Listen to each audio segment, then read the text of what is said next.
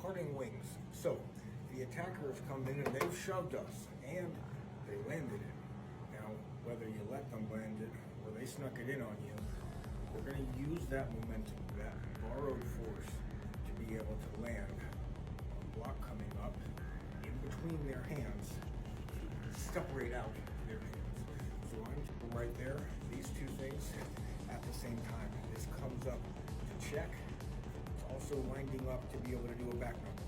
Right here, I'm going to untwist from a left forward bow into a back knuckle, and I'm going to twist back forward into a right punch directly into the ribs.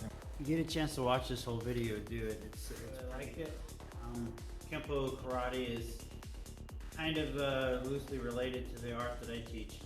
What I find in it is that there's a big debate about kata. Well, I think kata is basically a bunch of drills that are put together and memorized. And what I try to do is break down the different individual movements and be able to use them as drills and actually use them in sparring to make them applicable.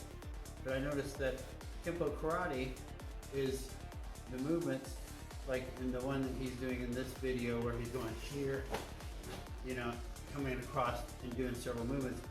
These are broken down movements that I recognize from kata that I teach, like Super Empe.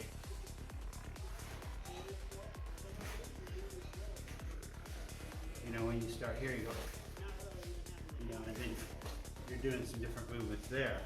And then the movement where you're going here, I find that right straight out of One Suit.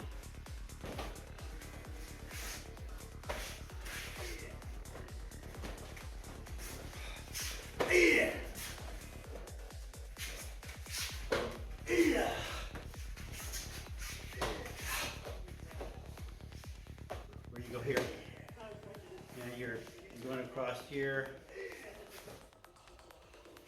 and then the one where you're coming back with the backhand, there's a kata that we do called Goku. It's also seen in many forms. When you go here,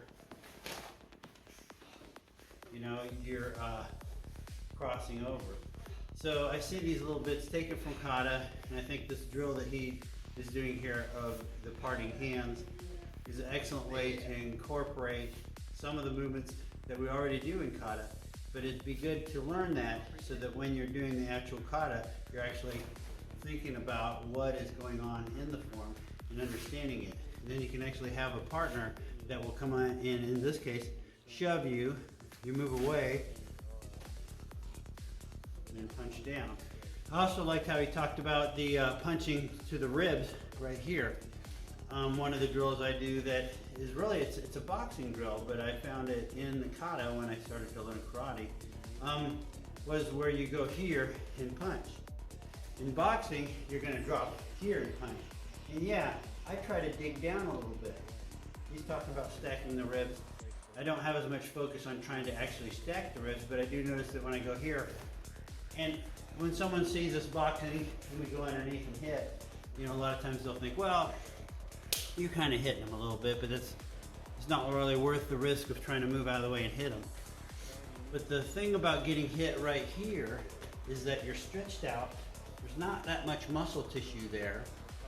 And if you have an explosive or a sparking hand and you hit them right there, it really shuts down your the whole side of your body, especially if you dig it in right when you hit. It just burns and lights them up. Now with big boxing gloves, it's easier to take, but I could just imagine someone hitting bare knuckles, especially if they punch the makawara and stuff like that, like what we do, and then they go and they dig right into my ribs. I think I'd be done. I'd be trying to get out the door. Anyways, what do you guys think?